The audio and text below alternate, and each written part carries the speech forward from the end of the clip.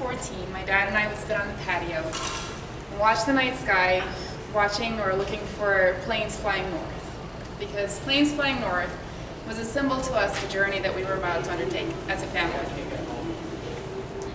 On February 14, 1999, my dad, my mom, my little brother, and myself stepped foot onto US soil for the first time ever.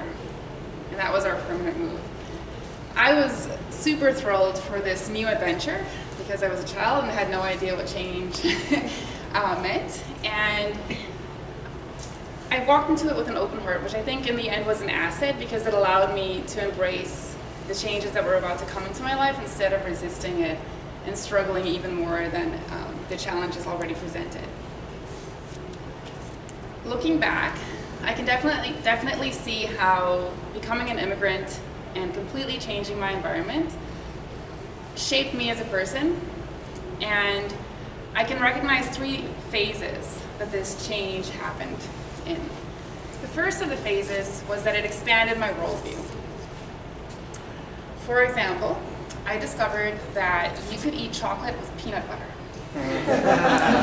And recognized for the first time that people might actually wear costumes to go see Star Wars.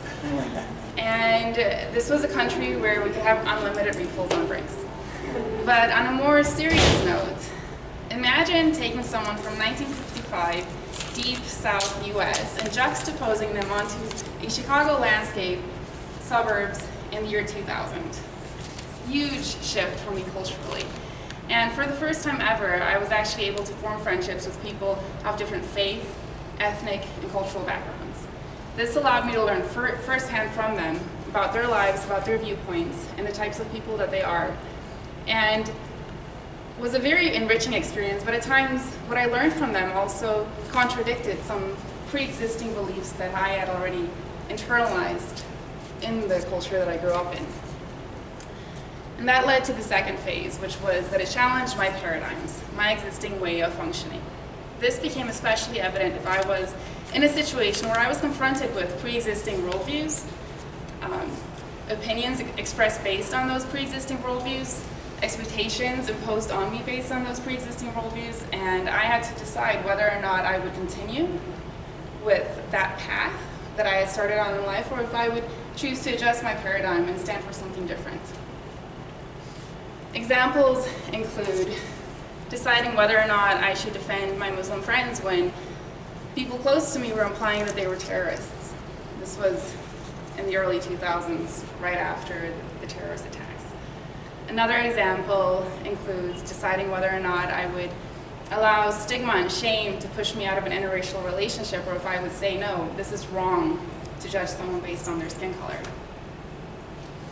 As you can imagine, this is a very challenging position to be in, and for me, it really pushed me into the third phase, which was to reevaluate my identity. I don't know if any of you have heard of third culture kids, but it basically is taking a child out of one culture and raising them in a different one so that they're kind of caught between cultures. For my family, my parents, they grew up in a specific culture. For me, I grew up in 2 cultures, and I had to decide what was I going to be. Which of those values in each of the cultures were the ones that I was going to keep. And being confronted with these situations where my existing paradigms were challenged forced me to make decisions and to define my values and to redefine who I was going to be as a person.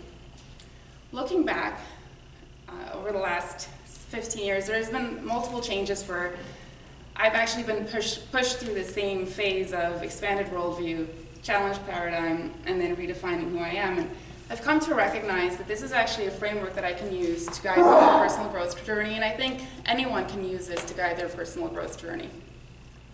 The reason for this is that it was the change, exposing myself to different worldviews, exposing myself to different experiences and to different people, that allowed me to expand my own idea of how the world works and what people are like.